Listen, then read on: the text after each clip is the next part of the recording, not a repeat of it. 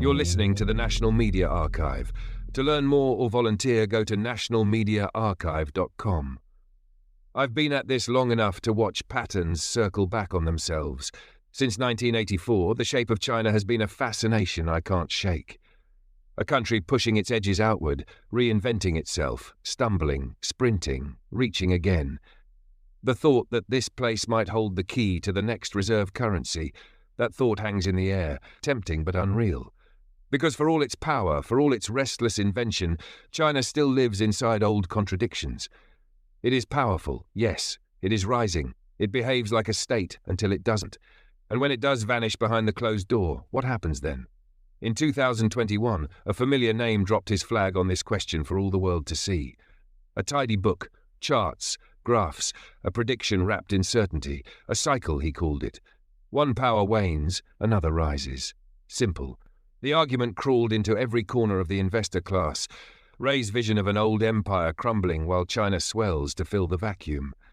If you read it with half an eye, it feels sober, rational. Who wouldn't lean in when the world's most successful hedge fund mind sketches out tomorrow's empire in sharp pencil lines? But keep reading and the shape shifts. The more you flip through those pages, the clearer it gets that this is not a cold forecast. It's a sales pitch. And the pitch whispers the same command in 100 different ways. Learn the language, bet your dollars where the dragon curls, and accept that the West is old news. The more you accept that, the more Ray's second life blooms behind the curtains. Because there's the man we see, the sage, the teacher of principles, and there's the man who steps through a door that locks behind him, who trades dollars for secrets, who trades secrets for favor. A legend built on graphs hides the ledger that matters. It's the old trick. Wear the mask long enough and the room believes the mask is you. China's story is inseparable from this man's appetite. His history with China reaches back to 1984, the same year he first walked the streets of Beijing, led by the hand of a government conglomerate hungry for Western capital. Real estate, banking, mining, all tied to the state's deep roots. It was love at first sight. Or maybe something simpler than love. The neatness of control. The promise that people could be shaped to serve the state's horizon. Sacrifice now, reward later. The pattern fit his mind just right. This fascination didn't stay personal. It bled outward into the machinery he built. A son sent to Beijing, 11 years old, planted in a local family like an experiment in cultural osmosis. And meanwhile, accusations and whispers of abuses back home didn't rattle him. The more Beijing cracked down, the more it made sense to him. The same iron-fisted clarity he believed could mold a company like his hedge fund into a fortress. To run a hedge fund at scale is to admit defeat daily and keep pushing. The truth is that Bridgewater, the empire Ray built, has stumbled more than it has soared these past decades. Beating the market? That's a myth that decays on contact with reality. Year after year, returns dipped below what an index fund would hand you for doing nothing at all. And when you can't outplay the game by the book, well, maybe you find another book. A different playground with fewer rules, more shadows, looser lines. So if the West runs dry, you pack up your ambitions and fly east, to a place where secrets buy more secrets and favors turn into footholds. By 2011, the handshake was official. Bridgewater landed in Beijing. And soon enough, Ray's empire was interwoven with the Communist Party's treasury. Billions shifted through corridors unseen by the public face. Every passing year, the knot pulled tighter. Run the math and the story reveals itself. A 2% fee on billions flowing steady from Beijing means hundreds of millions rolling back west, year after year, guaranteed so long as the smile stays painted on. No wonder the interviews keep circling back to the same talking points. China's future glows, the yuan might yet become the world's next vault of trust. The old order will slip away under the weight of its own doubt. Every time the script needs balance, he sprinkles in just enough critique to sound believable. The currency's not ready yet, the rise is not certain yet, then the scale tips right back to inevitability. Buy in now. Bet your future here. Do it before you miss the ground floor. He knows the psychology. If the insider whispers, the herd listens. But if the gold mine were so rich, so obvious, why share it? If the vein runs deep enough to make him a king, why invite a village to chip at the same stone? Because the real treasure is not your return, it's the flood of dollars pushing the door open wider, feeding the system that feeds him in return. Keep the story going, feed the narrative.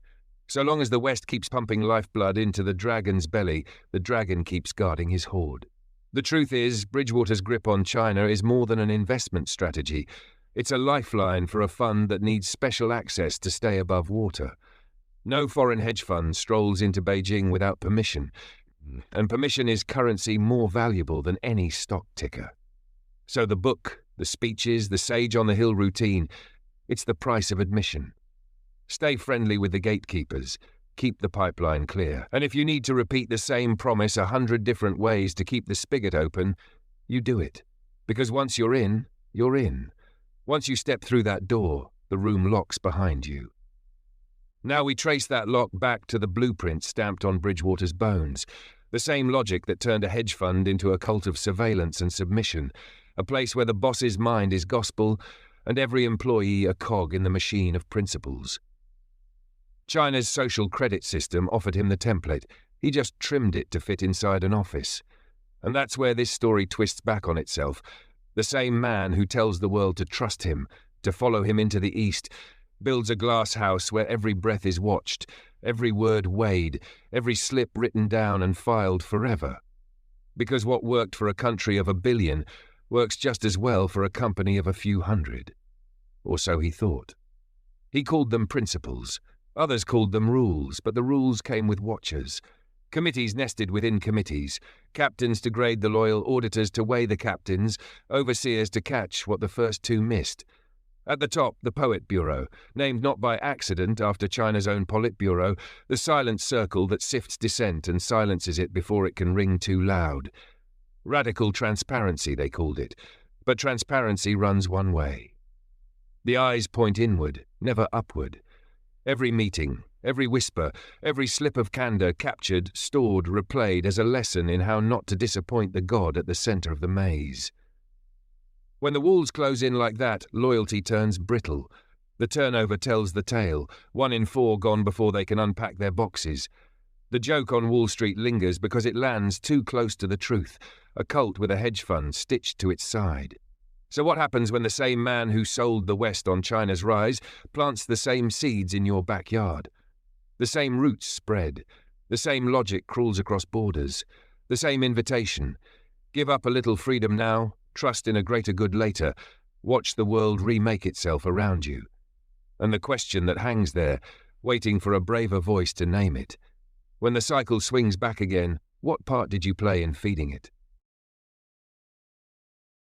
Inside Bridgewater's mirrored halls, the idea of radical transparency hums like a warning. On paper it reads like an invitation to speak truth to power, but scratch the surface and you find it's not the truth flowing upward that matters. It's the truth that flows downward and sideways and sticks to your name like glue. The same open palm that invites your honesty holds a ledger in the other hand. Every slip, every stammer, every stray thought that drifts too far from the principles becomes another line in your permanent file. That's the backbone of the internal social credit system Ray built. The same pattern that made him swoon over Beijing's new tools for managing people's hearts and spines. In China, you jaywalk and your face pops up on a digital billboard, a scarlet letter for the digital age. At Bridgewater, you miss the mark on a principle and your name lands on an iPad scoreboard for every co-worker to see. One tiny infraction stacked on another until the only path left is out the door. But you stay, if you can, because the system promises something too. Clarity, certainty, a sense that if you just align your breath with the boss's breath, success will trickle down. You tell yourself the system is fair. Everyone plays by the same rules. But when the rules are the whims of a man halfway to becoming a myth, fair is whatever he says it is today. So the committees do their rounds. The principal captains nod and note. The auditors listen in the walls. The overseers whisper what they catch into the right ears. And above them all, the Poet Bureau, a name borrowed straight from China's seat of power, sits perched to make sure the structure never bends too far from the man's mind that dreamed it up. And when the top dog himself wants confirmation that the machine is humming, he'll turn an argument into a spectacle. An email from his desk triggers a company-wide poll. Who's right, him or the trembling soul who dared say otherwise? The answer almost always tips the same way. That's what fear buys you. Obedience dressed up as consensus. It's a cycle that eats its own tail. A culture of surveillance spun into gold for a single man's legend. And on Wall Street, everyone knows it. They say it out loud at the bar after hours. They snicker that Bridgewater's not really a hedge fund. It's a belief system with an investment wing attached for the paperwork. Yet outside those glass walls, the second life hums on. Ray keeps polishing the mask for the public.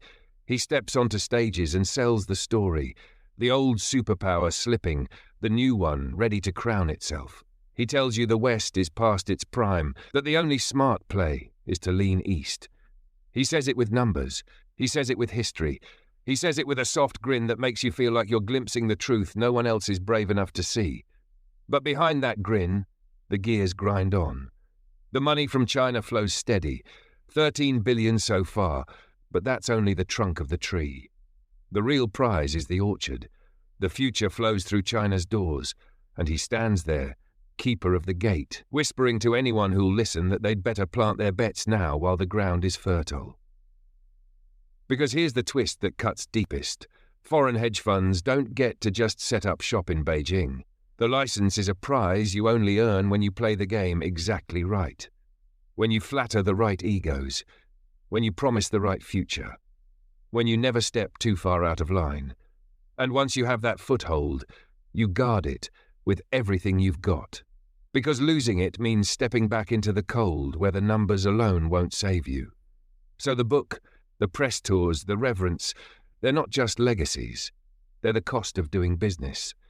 Each page turned, each TED Talk watched, each investor who starts to wonder if maybe Mandarin lessons aren't such a bad idea.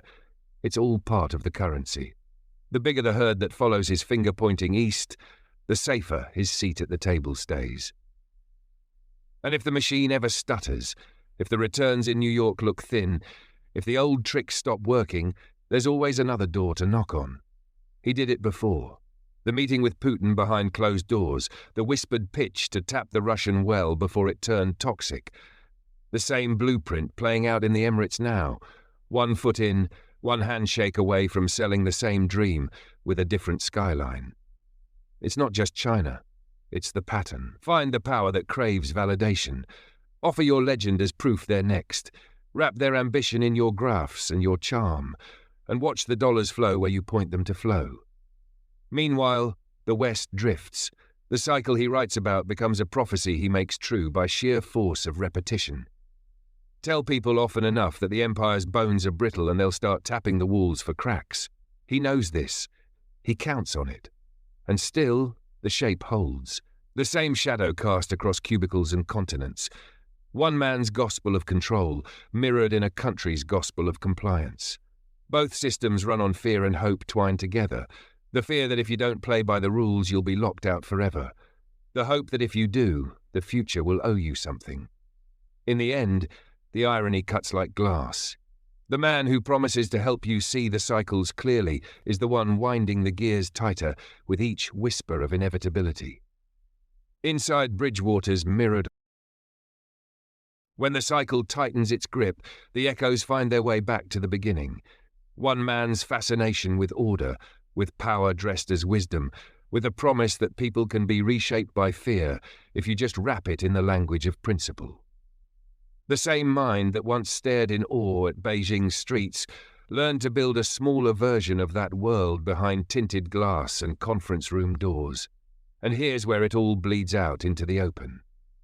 All that money flowing east, all that influence sold for a steady drip of favor. All the Western dollars feeding a machine that would not stand on its own without them.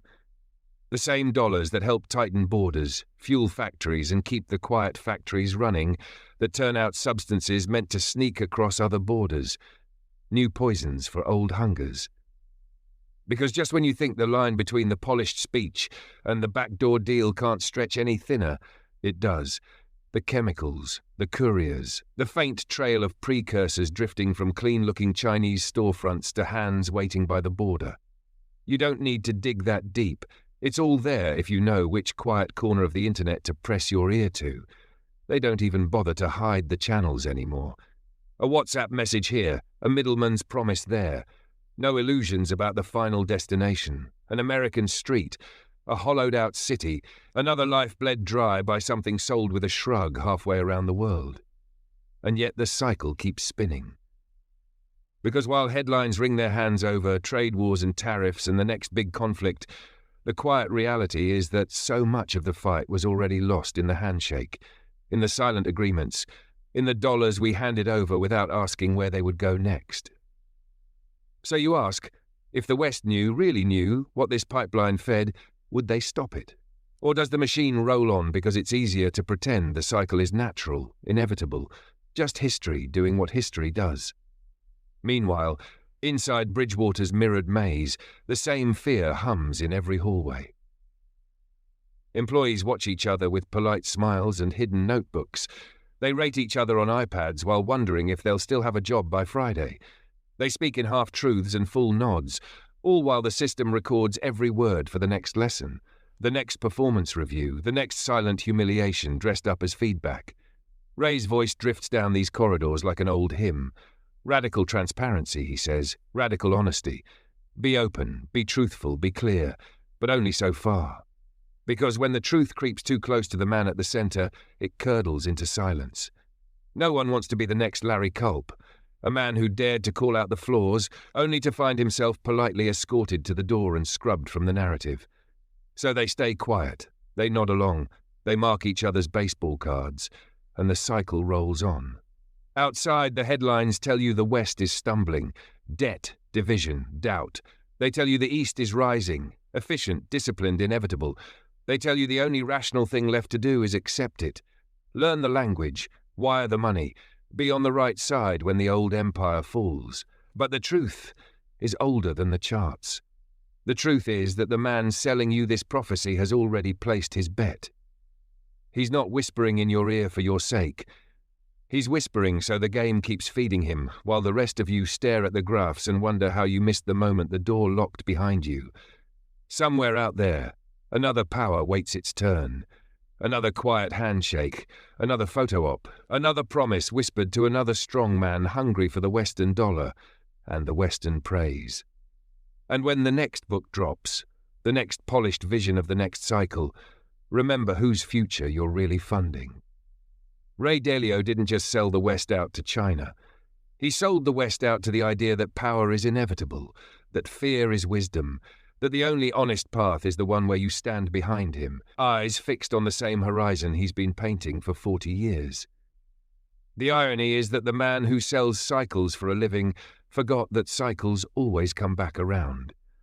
And when they do, when the curtain pulls back on the bright stage lights and the polished mask, what's left standing is not a prophet or a sage, it's just another trader, hoping the next deal hits before the lights go out.